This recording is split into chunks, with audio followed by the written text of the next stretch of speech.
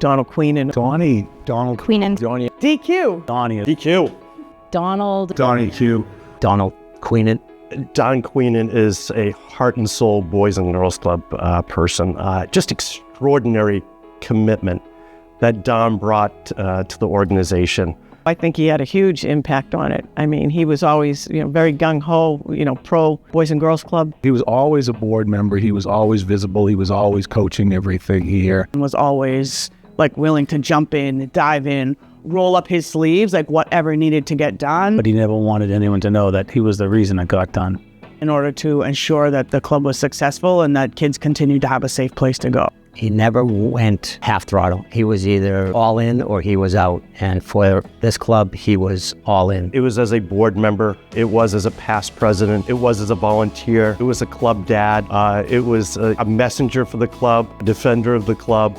I've seen my father be kind of a pillar of support for the club, and I think it's through that dedication he was able to sort of uphold some of the values and the mission of the club and ensure that countless kids in our community were able to access all that the club has to offer. Most of the memories I have with Donald here is as a board member with him, seemed to be very aware of everything that was going on here and, making sure others did too out in the community. With Donald, we did a lot of business as a company that I work with, a family company, and that, came right over to the club here too, that he wouldn't let anything go without me making sure we donated to the club. So our family donate to the club, but that was Donald always just putting the thumb down saying, let's go, right? Get the checkbook out. That was him.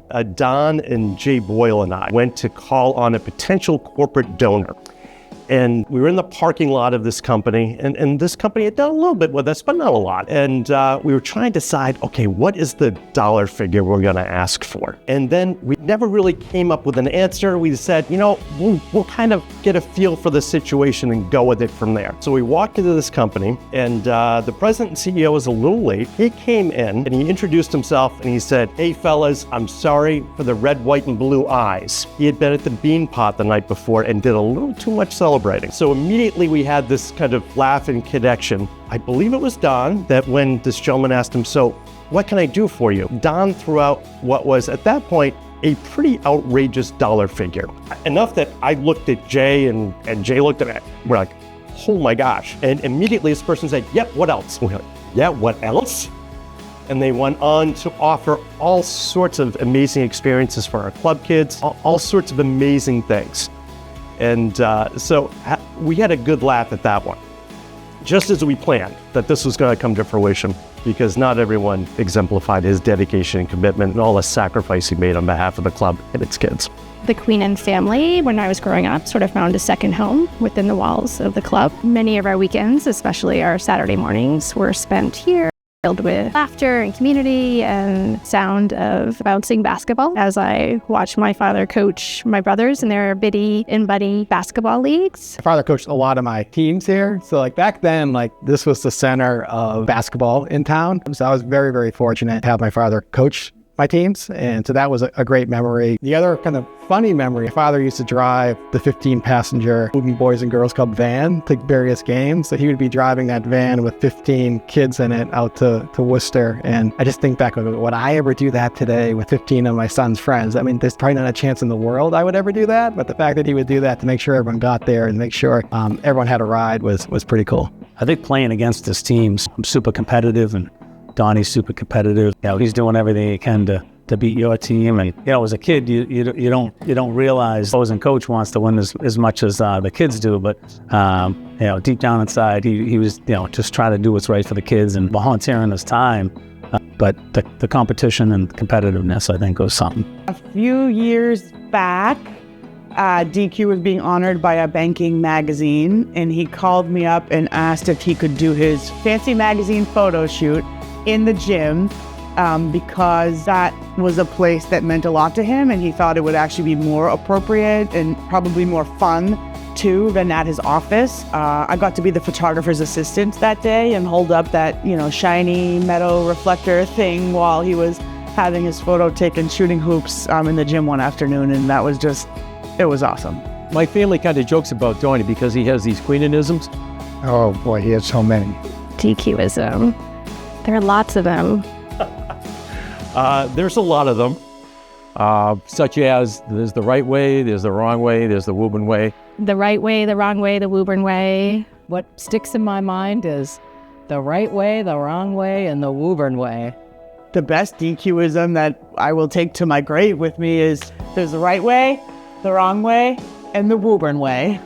Whenever we're taking a family picture, he says, this one's for the casket. He has another one where he would say, your crisis is not my problem. He did have a phrase he'd use occasionally, not my problem. And I often find that to be very ironic, because if you have a crisis, Donnie would be probably one of the first guys to help you out, to jump in and to support you. And Donnie always does it in a quiet way. You don't hear about it, but he's there. Yeah, when I used to come down here, the one thing they would always tell me, both my parents, was, don't leave the club, don't go off and do like other things. And like one thing he would always say is if you pee with a skunk, you're gonna come out smelling. So it's always like when you go down to the Boys and Girls Club, make sure you're hanging out with the right people, not leaving and going off to other places. And I have one baseball related. If you didn't pick up the signs in baseball and you ran and were thrown out and you didn't get the steal sign, Donnie was very clear that you ought to continue and walk through the gate at the outfield fence and make your way home. Like, don't come back to the dugout. Doesn't get any better than this. That's what he says a lot when we're all together or something great happens to our family. Doesn't get any better than this.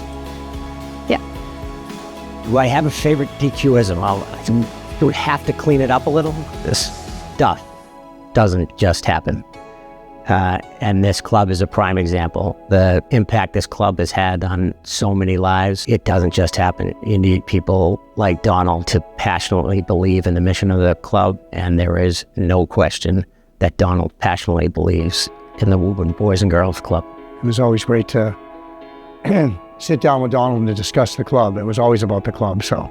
And, did everything in his power, especially all of his business connections, to bring sponsors and people into the club, to introduce them to the club. And I think it had a huge impact, and eventually, of course, their fundraising activities. Yeah, Donnie, I had a lot of fun fundraising calls, a lot of fun. Yeah, what did we ask them for? I said, well, let's go for the bar. See, I think I said, let's go. I think it was New England Tire. What do you think? I said, let's ask for 25. No, let's ask for 15. I said, let's go for 25. He had 20. Watching the effect that club had on him, it was his passion. He talked about it all the time. It was a passion you couldn't fake. His sincerity for the desire for the club to succeed and for the club to be the vehicle by which the children of the community could be supported. It was something that was so ingrained in the fabric of what is Donald Queenin. Just very, very passionate, very committed, has a wonderful way of bringing others in and igniting that passion and sharing that passion with others and really helping us to build the movement that really brought the club a lot of recognition and gave a lot of people understanding about what the club is all about in the community. And he really has been and continues to be a leader of that movement. Someone you look up to, that everyone wants to be like. But Donnie's just a great guy, and he's been a great friend, and he's made Woburn a much better place. Congratulations, DQ. All right, Donnie, congratulations. As always, thank you for everything you've done for the city of Woburn, Woburn Athletics, and the Boys and Girls Club. Your footprints are on a lot of things that have gone around the city, and some of them have been covered up, but some people know that those footprints are there, and we appreciate everything you've done for the city and for the youth of Woburn especially. Donald, congratulations. Your life has had such an impact on the community of Woburn, the companies of Woburn, and the Woburn Boys and Girls Club. Donald, you are a hero. Congrats, Dad. Yeah, well deserved. And glad we were able to spend so much time together here at the club. Donnie, congratulations on this celebratory moment. Well deserved. I can't think of many people in the community, not just the Boys and Girls Club, all the other venues that you've either led or sat on board. Really are one of a kind. You're a true friend. We did a lot together. I think we made the Boys and Girls Club strong. I think the both of us can take comfort knowing that the club is in good hands and we have good leadership. Congrats, buddy. Congratulations, Donnie. I'm still going to call you Donnie or Don, not Donald. I'm not sure what this Donald thing is that I'm hearing, but congratulations and thank you for your amazing commitment. Thank you for the impact that you've made on thousands of kids in Woburn and surrounding communities. And thank you for making an impact on me as well. Thanks.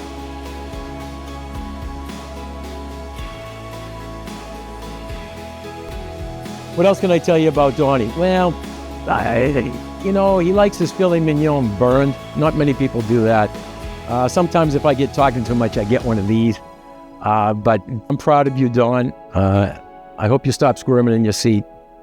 And probably about now, he's going like this. So I guess I should probably cut it too.